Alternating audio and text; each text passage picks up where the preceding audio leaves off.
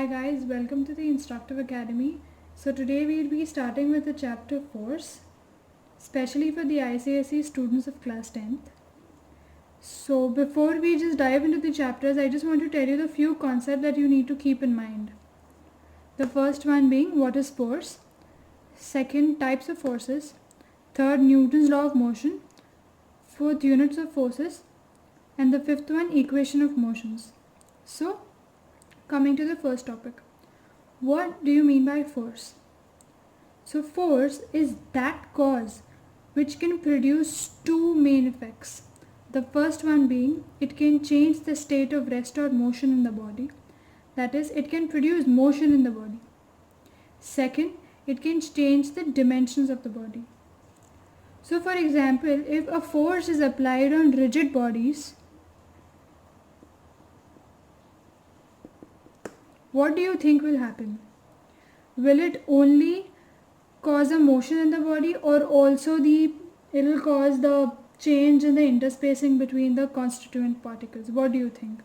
Obviously it's a rigid body, so it will only cause motion in the body.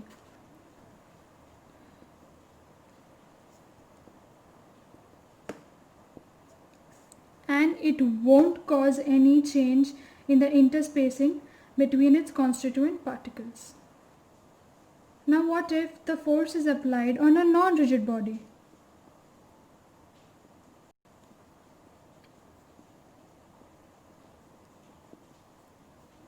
Obviously non-rigid body means something which is not solid. So it will either be gas or liquid. It will either be in the gaseous state or the liquid state.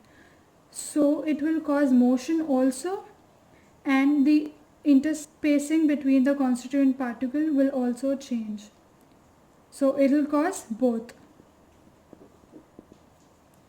There are lots and lots of examples where you experience force in your daily life. For example, a ball lying on the ground moves when it is kicked. Obviously, if there's a ball and you apply force from here, then it will go move forward, right?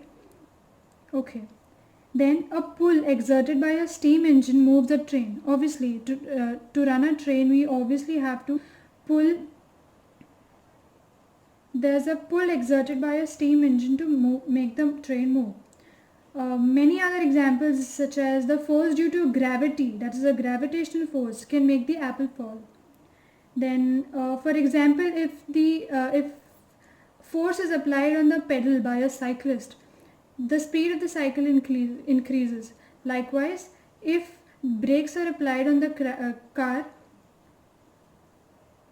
the speed of the car is going to decrease.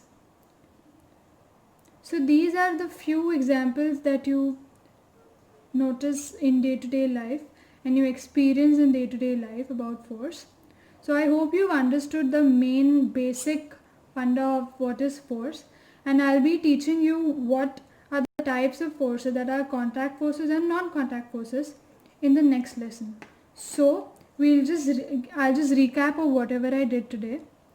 And in the end, I'll be telling you the definition of the force, which is from the textbook, and it's word to word. You have to write the definition word to word. So first, I'll just give you a glance of what we did. So what is force? Force is the cause which causes two effects. That is the change in the state of rest or motion. That is, it produces motion in the body. It can either decrease or increase the speed or whatever. And the second thing is it can change the dimension of the body. The dimensions means the interspacing between the constituent particles.